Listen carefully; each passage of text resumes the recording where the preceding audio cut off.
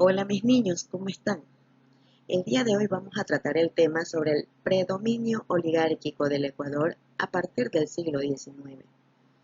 Ustedes se preguntarán, ¿cómo era dirigido el país a través de los grandes hacendados o señores de la tierra? Pues déjenme contarles. Ellos dirigían las haciendas a través del personal de bajos recursos económicos, como se los conoce ahora, pero antes se les denominaban esclavos. Ellos, los hacendados, dirigían las haciendas con estrictas órdenes para que sus haciendas tuvieran un crecimiento agrícola. Por eso los esclavos, como su nombre lo dice, vivían con su familia ahí, y estas eran personas sin libertad. ¿Quieren saber ustedes quiénes asistían al sufragio en aquella época?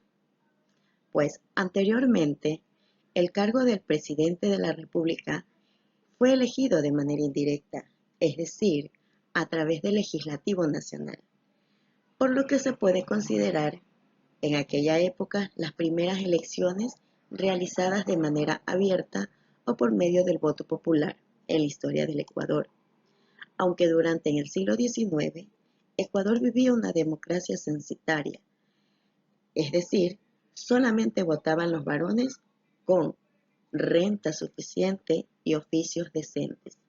Entonces, para estas elecciones participaban solamente 861 votantes. Dentro del predominio oligárquico, las primeras décadas de la vida de la República del Ecuador fueron de inestabilidad y desarticulación. El Ecuador en ese entonces era un país pobre y desunido.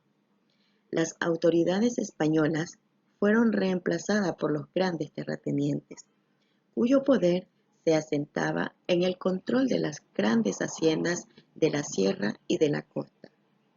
Los hacendados latifundistas lograron dirigir el nuevo estado, pero no pudieron unificar a toda la población en una comunidad cultural y social de ecuatorianos, es decir, en una verdadera nación. Se dio una ruptura entre clases dominantes, criollas y de pueblos.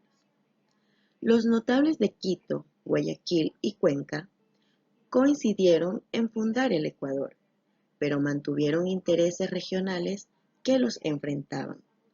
Un motivo de conflicto fue el control de los trabajadores agrícolas, que siempre eran escasos en el litoral, y los impuestos aduaneros que defendían la producción textil quiteña, pero limitaban el comercio. La representación de nuestro país se destinó de la siguiente manera. El predominio oligárquico se mantuvo con el uso de las instituciones del Estado, leyes, autoridades de gobierno, dinero de los impuestos y cárceles, para reforzar el poder de los señores de la tierra. En las elecciones se utilizaba un sistema de votación restringido que excluía a las mujeres, a los analfabetos, que en la totalidad era la mayoría de la población, y a quienes no tenían propiedades. Los votantes eran una pequeña minoría de varones propietarios y se excluían a los campesinos y trabajadores urbanos.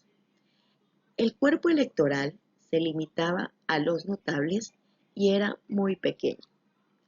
La naciente República del Ecuador surgió sobre bases de dominación económico-social de los indígenas, campesinos, mestizos y grupos urbanos. Por ello, su historia estaba llena de conflictos, entre ellos que tenían el poder, el control de la economía y de la sociedad, con las mayorías de trabajadores sujetos a explotación y también entre las propias oligarquías regionales. El Estado central era débil y pobre. Sus ingresos provenientes en buena parte de las contribuciones o tributos indígenas, impuestos de las importaciones, estancos y diezmos se gastaban en el mantenimiento del ejército, que consumían más de 60% de todos los ingresos del Ecuador. El clero y la alta burocracia también consumían recursos públicos. La organización de nuestro país estuvo de la siguiente forma. El nuevo Estado ecuatoriano se organizó con el modelo de la antigua Colombia, con un régimen republicano. El gobierno se ejercía a través de tres poderes. El poder legislativo, que era quien elaboraba las leyes y realizaban las elecciones. Lo elegían el grupo de reduccionismo de notables propietarios.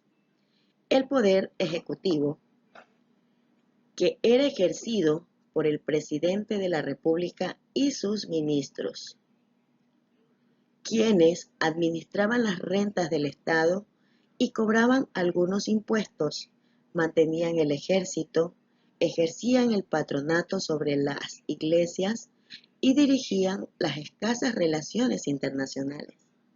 Y el Poder Judicial, que estaba dirigido por una Corte Suprema, nombrada por el Congreso y tenía jueces en las provincias.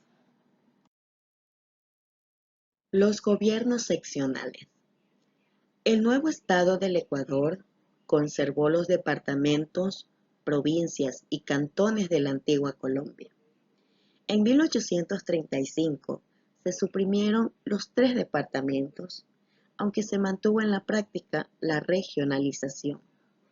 Cada provincia tenía un gobernador que era nombrado por el presidente de la República, aunque luego se cambiaron las normas para que fuera elegido por votaciones.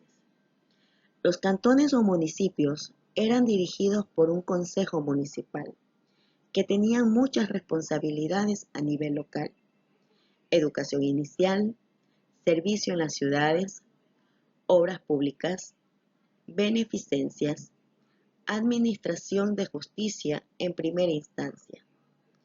Frente a un Estado central débil, las instituciones del poder local y regional eran sólidas. Prevalecía lo que hoy llamaríamos descentralización. En las haciendas y los poblados que estaban a su alrededor se tomaban muchas decisiones y hasta se mantenían prisioneros privadas a las instituciones regionales destinadas a la construcción de obras públicas y a mantener colegios que estaban en manos de notables latifundistas.